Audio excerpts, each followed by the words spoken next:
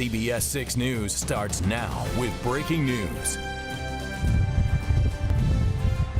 This has really been quite an epic fight. We're trying to use our resources as carefully as we can. It's unlike anything I've ever seen in my 20-year career. A state on fire. Breaking right now as more evacuations have been ordered in California. We'll show you the destruction multiple out-of-control fires have caused.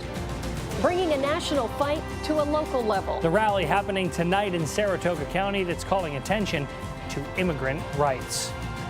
Time right now, 5 o'clock here on your Wednesday morning. Thanks for starting your day here with us on CBS 6. I'm Jack Lamson. I'm Julia Dunn. Your Freihofer Skycam this morning showing you downtown Troy. 41 degrees outside, and I don't know, when I was coming in this morning, it was a little windy out there. Yeah, for sure. We had a flag for reference or anything. You might see it blowing around a little bit. Let's get a look at what's in the area today with meteorologist Alyssa Carroll-Priest. Hey guys, good morning. Well, the good news is the rain is on its way out of here, but cooler weather is going to start building in starting today, but lasting for the coming weeks. We've got a very cool pattern that's going to start moving in and kind of staying put through much of the month. So right now I'm tracking the rain pulling away from the area. We've got a little bit of rain shower activity over Litchfield County, some sprinkles in Berkshire County too. Rest of us dry with thick cloud cover and some flurries coming down up over the Adirondacks, but that's about it. And cloud cover is gradually going to start to clear as we move throughout the morning. Temperatures in the 30s now, Albany north and west, still hanging on to some 40s south and east. Everybody will keep seeing temperatures dropping for a few more hours as cold air continues to build in behind this cold front. We start with clouds, but expect them to quickly clear this morning, and skies turn mostly sunny. Highs only up to 42, not terribly different from where we're starting the day off at, and it's because of the cooler air moving in. Gusty west wind as well. I am seeing a few snow chances now in your 7-day forecast. I've got more on that coming up in just a bit.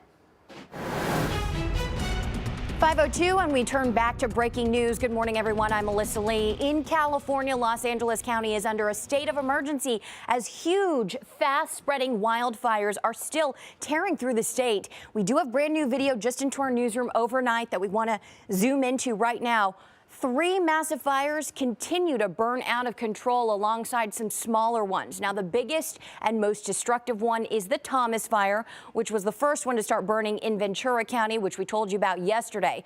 Now, some indescribable new images right here. Locals say as they're rushing to evacuate, it is almost apocalyptic. In all, at least 150,000 people have been forced to get out, and nearly 200 homes have been destroyed, although firefighters believe hundreds more may have been hit.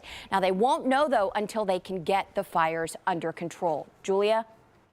Melissa, thanks. This morning, the results are in, and voters in the Shenandoah School District have made their voices heard in a long-time debate over the sale of district-owned land. Last night, the sale, worth just over $1 million, overwhelmingly passed with more than 2,700 people voting in favor of it to just about 500 opposed.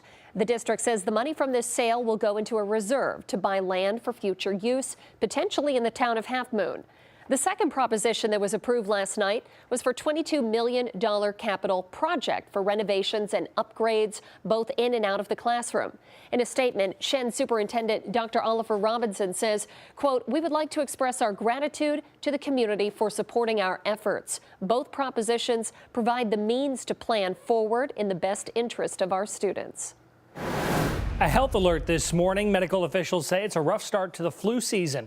This year's virus is already moving quickly across the country with no signs of slowing down.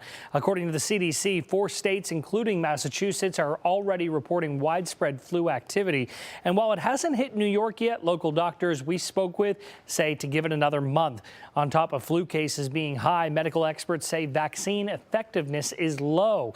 But still, doctors say getting the flu shot, while it might not protect you 100%, is still better than no flu shot at all. 5:04 happening today. The inmate accused of causing a days-long lockdown at the Schenectady County Jail after police say he stole a set of keys from an officer is expected in court. Devin Hoyt is already facing felony gun and drug charges, and he will be arraigned on those new charges connected to this theft today. Police say the 30-year-old took the ring of keys off an officer last week during a court appearance. Deputies say Hoyt was one of 9 inmates who were in the van when the key ring was snatched. Officers have since recovered most of the keys that were taken, but they are still looking for one handcuff key. It's taking the national immigrant rights fight to a local level. Tonight in Saratoga Springs, advocates will gather to urge Congress to pass the DREAM Act, which would grant legal status to those under the age of 18 who came to the United States. Leanne DeRosa has details about today's local event and tells us how this is part of a nationwide mobilization. Leanne? Yeah, Jack, so the local rally today will be right across the street from me here in Saratoga Springs in front of the post office on the corner of Broadway and Church, and that starts at 5 o'clock. Now, this rally goes hand in hand with national events happening in Washington, D.C. People have been calling on Congress to act on behalf of the Dreamers. Here you could see video of Dreamers protesting in Washington, D.C., holding a rally or even laying in Senator McConnell's office. These rallies come after President Trump announced in September he was ending the Deferred Action for Childhood Arrivals, or DACA program that President Obama created. More than 800,000 program recipients were affected by that move, and the National Immigration Law Center estimates more than 2 million immigrant youth would benefit from passing the DREAM Act that currently is before Congress. Organizers for today's vigil say they want to show support for their immigrant neighbors and raise awareness for the need for action. Again, that rally is at 5 o'clock here in Saratoga Springs tonight. Reporting live, Leanne DeRosa, CBS 6 News. Leanne, thanks. Dozens of Democratic lawmakers in New York State Assembly are heading back to Albany to begin setting the agenda for the 2018 session. Lawmakers say during meetings today they'll discuss priorities for next year and look for a consensus on top issues.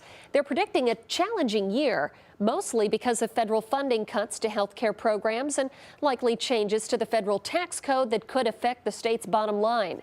The 2018 session begins in January. While some Republicans are trying to distance themselves from Alabama Republican Roy Moore, President Trump's former chief strategist Steve Bannon is trying to give Moore of a boost ahead of next week's election. Bannon joined Moore at a campaign rally last night in Alabama, blasting Washington Republicans who say they believe Moore's accusers. They want to destroy Judge Roy Moore, and you know why? They want to take your voice away. At least 9 women have accused Moore of sexual misconduct. Some were teenagers when Moore was in his 30s. But Moore says he's now embracing his role as an outsider in the race, calling Tuesday's election a spiritual battle, saying he can't wait to take Alabama's values to Washington, D.C. If you're somebody who relies on tips to make a living, well, this is important to hear. The Trump administration is proposing a Labor Department rule change that would let employers ask workers earning at least the federal minimum wage to share tips with colleagues who don't get tips. The controversial part is a line in the document that says managers can use workers' tips to make structural improvements or lower menu prices. Critics say that allows employers to essentially pocket their workers' tip money. The Labor Department says it will be good for employees who don't collect gratuities, but workers' rights groups say this is going to result in lower pay for employees. Monday's proposed rule change reverses an Obama-era rule that tips could only be pooled among employees who all earned gratuities. Making changes after several complaints of sexual assault, what a national massage chain is now doing to make sure its customers feel safe. Cars sliding off the roads in whiteout conditions, where winter is already coming in and with a vengeance. Well, cooler air moving in for us starting today and staying put as well. I'm tracking your temperatures and even some snow chances now in the extended forecast. I'll tell you when you need to keep an eye out for a bit of light snow coming up.